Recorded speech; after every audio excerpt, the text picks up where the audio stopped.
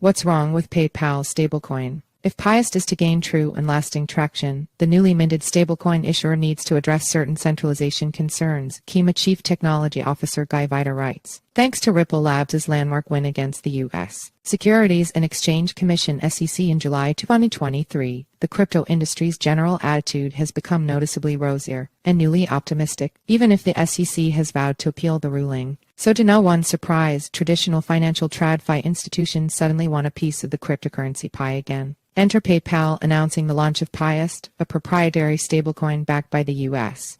dollar in early August. The problem: what was intended to be a milestone in TradFi adoption has landed with a thud amongst crypto natives, and it's not due to some personal vendetta. Vider is the co-founder and chief technology officer of Kima. On a line-by-line basis in the smart contracts code, PYUSD presents a litany of problems and vulnerabilities that clash directly with crypto's decentralized framework. Without addressing these issues now, PayPal opens up Pandora's box for other institutions to feel as though the rules of crypto don't apply to them, giving them a license to remake the industry in their image and bulldoze over a well-established community. PayPal's centralized code conundrum. Before diving into PYUSD's actual code, it's worth mentioning the token's purpose: to be purchased only from PayPal and currently sold back only to PayPal. If that sounds familiar, it's essentially a revamped crypto version of a walled garden or a closed loop of financial activity. That doesn't sound too awful, but given PayPal's history of censorship, unilateral account closures, asset seizures, and general lack of transparency, you would be right to question a crypto token controlled by an entity that can swipe your funds for the slightest of reasons. One caveat to also note is that these opinions are based on the initial PYUSD contract unveiled in early August, and that contract's code can be changed at any time.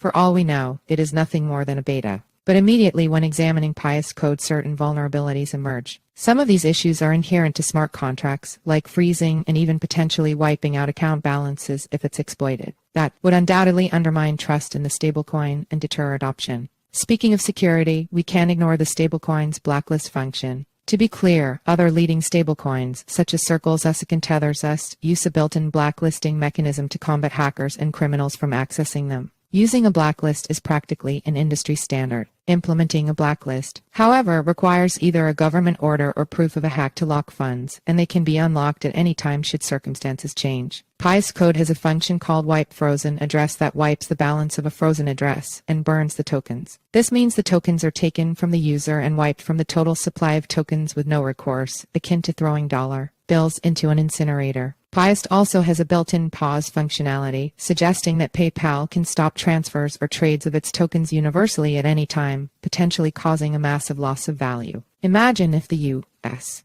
government could push a button and make all the physical dollar bills in your wallet unusable until further notice, and you only found out when you tried to buy a cup of coffee. With PYUSD, the discretion of confiscating funds from users remains solely in the hands of a company that has shown time and again it cannot be trusted with such power. See also, crypto means absolutely nothing without censorship resistance. Opinion 2022. Additionally, the code's asset protection feature threatens crypto's decentralized perspective, echoing the faults within TradFi that instigated the birth of crypto and decentralized finance DeFi to begin with. This centralization attack vector only further serves to position PYUSD more as a digital version of traditional fiat currency rather than the intended decentralized stablecoin it wants to be. What does that mean for everyone else? Code flaws aside, a major financial player like PayPal entering the stablecoin arena does signify a notable shift in the stance of TradFi towards crypto. Considering PayPal's influence, it would be unsurprising if other major payment processors, who have already begun dipping their toes in crypto's waters, take this as a cue to drastically up their pursuit of similar ventures. But they would be ill-advised to simply copy and paste PayPal's proposition at face value. In the short term, cryptocurrency exchanges and other projects will likely try to ride PayPal's outsized reach and user base by listing or adding support for PYUSD. Crypto companies will probably experiment with its capabilities and borrow the sheer name recognition that PayPal brings to divert attention to their own products. In the long term, however, it is likely that those concerned with preserving decentralization may hesitate to fully embrace PYUSD over more established, regulated, or non-regulated stablecoins due to PayPal's punitive history and lack of liquidity. But even if PYUSD is a misfire, the overall changing TradFi sentiments in the wake of PayPal's stablecoin moves signal an increasingly positive future for DeFi and crypto in general. See also, reject CBDC.